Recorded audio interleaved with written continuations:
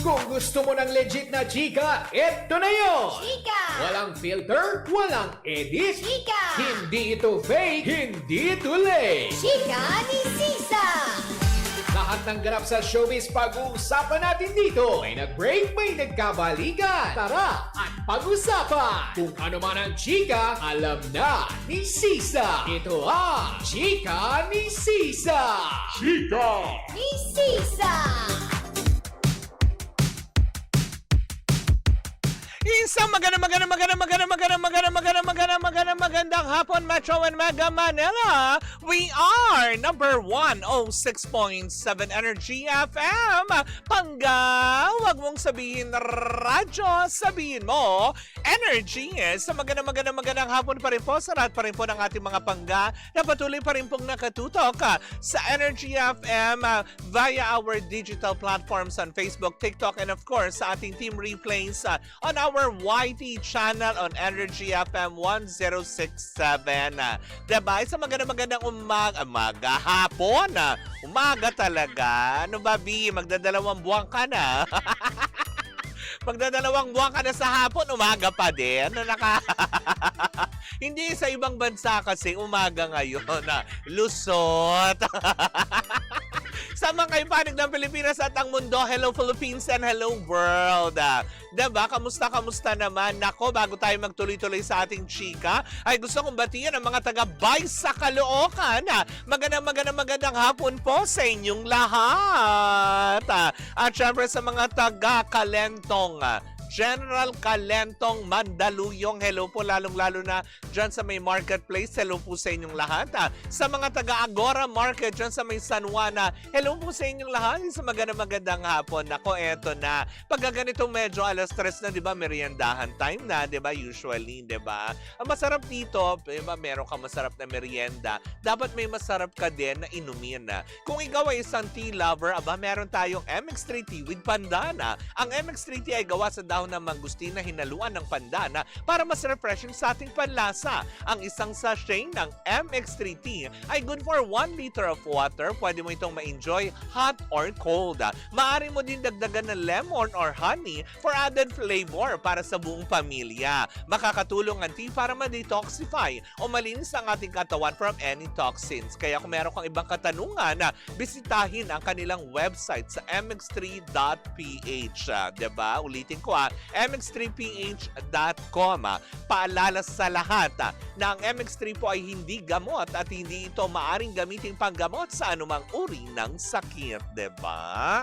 Kaya nga naman mga pangga, diba? Kung ako naman din sa inyo, sugod na sa pinakamalapit na leading drugstores sa inyong mga lugar para masubukan ang napaka-refreshing na MX3 Tea with Pandana. At eto na mga pangga, tungo na tayo sa ating unang chika!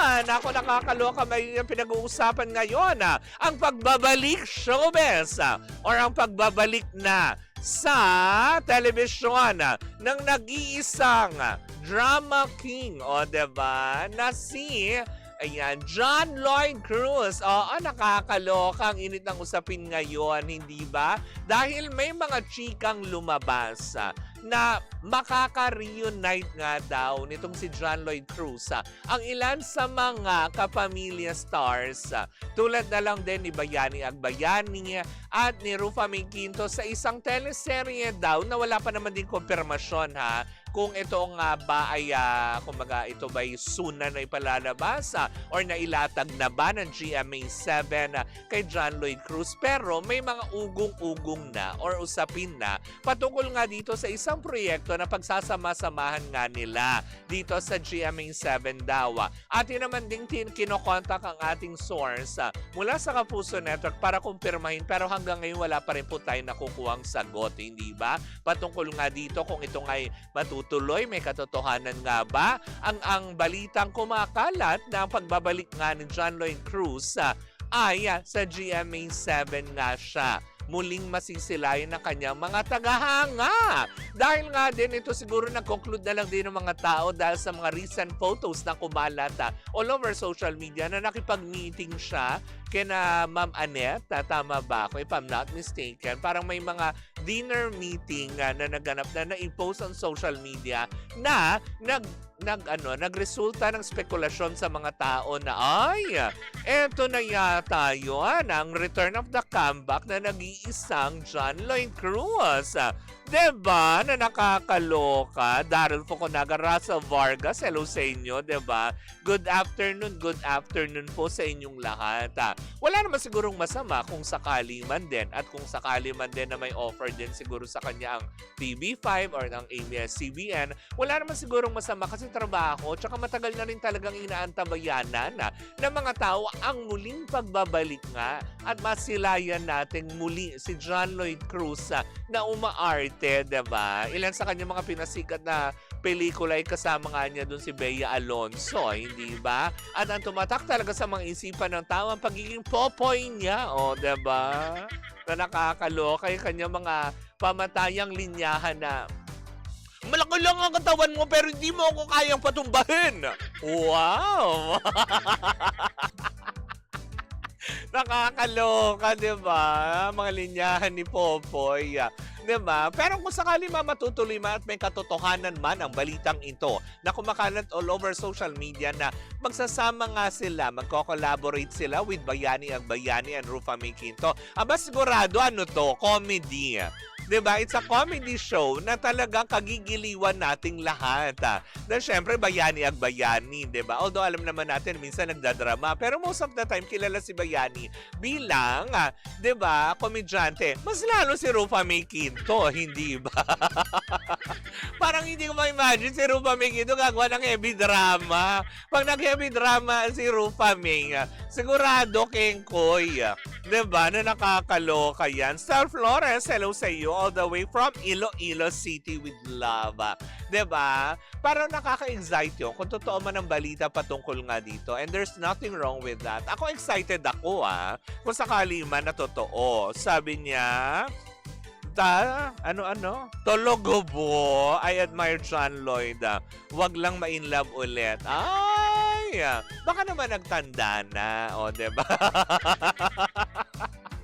Diba? Kung totoo man pero ngayon, gaya na sinasabi ko po sa inyo, hindi ba? Tayo po ay nakipag-ugnayan sa ating contact, diba? Sa ating source from Kapuso Network at hanggang ngayon wala pa po silang kinukumpirma or sagot sa ating tanong na totoo ba na gagawa ng sitcom or kaya project si John Lloyd Cruz under GMA7. Pag sila ay sumagot at hindi namang ibabalita yan dito para patotohanan na ang mga kumakalat na balita on social media. Pero ulitin ko, wala namang masama kung sakaling totoo man, hindi ba? It's about time.